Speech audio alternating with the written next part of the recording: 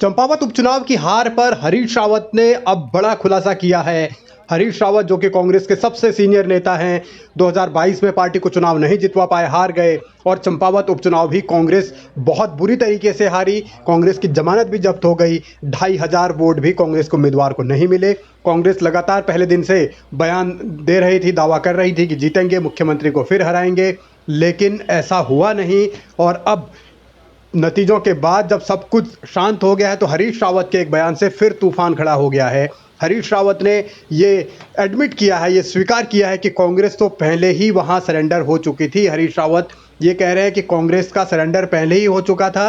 हरीश रावत ने यह दावा किया कि परिणाम पहले से ही तय था, यानी कि कांग्रेस की हार होनी है ये पहले से तय था। लेकिन जिस तरीके से हरीश रावत अब ये बात स्वीकार कर रहे हैं, उससे कांग्रेस की अंदरूनी राजनीति एक बार फिर गरमाने के आसार हैं।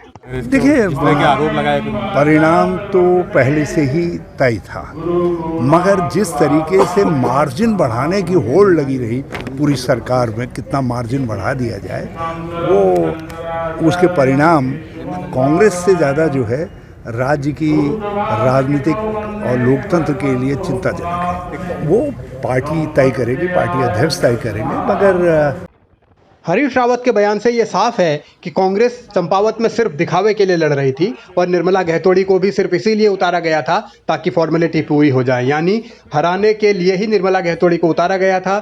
उन्होंने अपनी पूरी मेहनत के साथ जनता के बीच निर्मला गहतोड़ी गई, लेकिन हरीश रावत ये बात अब जब स्वीकार कर ही रहे हैं कि परिणाम पहले से तय था, तो इससे साफ अंदाजा लगाया जा सकता है कि कांग्रेसियों ने कितने तन मन धन से वहां काम किया होगा। और इसी तरीके से ये बानगी पार्टी के भीतर अब आ रही है और धीरे धीरे इस पर सवाल उठेंगे।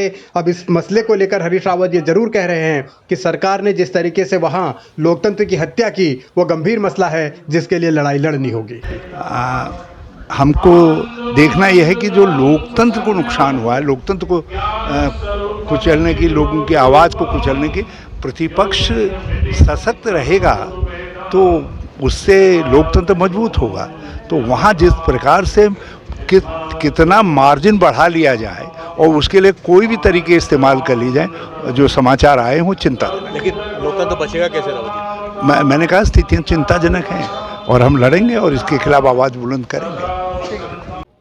हरीश रावत भले ही अब लोकतंत्र बचाने की बातें कर रहे हों, लेकिन असल में सवाल इस बात को लेकर है कि जब नतीजे पहले से ही कांग्रेस को पता थे, जब उसे अंदाजा था कि हार होनी है, तो फिर क्यों निर्मला गहतोड़ी को उतारा गया? क्यों सिर्फ फॉर्मेलिटी के लिए चुनाव लड़ा गया? आखिर अब बीजेपी पर आरोप लगाकर क्या होगा?